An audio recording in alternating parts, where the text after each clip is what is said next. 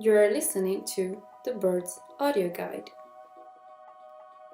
Number 2. That was interesting, right? That's how humans destroy the habitat of the animals. But birds can fly. They have already developed the ability to adapt to harsh conditions. Birds have had to migrate to other areas. So, how did humans invite them again into the city? Through everyone's favorite thing in the world, food.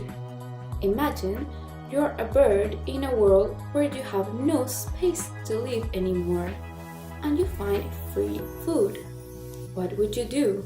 Of course you will go. So now follow the black line to find out more about this.